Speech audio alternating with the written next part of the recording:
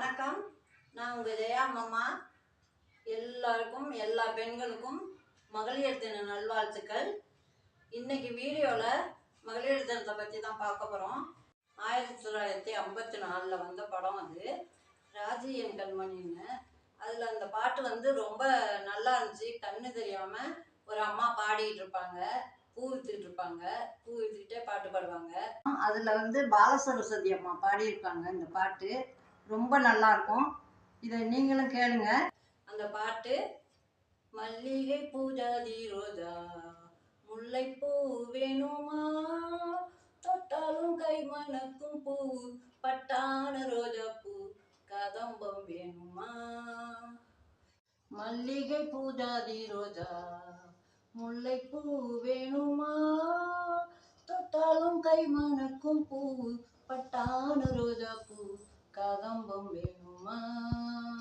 கையாலே தொடுத்தாலும் கண்ணாலே கண்டதில்லை, ரோஜா மலர் வேணுமா, நல்ல ஜாதி மலர் வேணுமா, தொட்டாலும் கை மணக்கும் பூ பட்டான ரோஜா பூ கதம்பம் வேணுமா.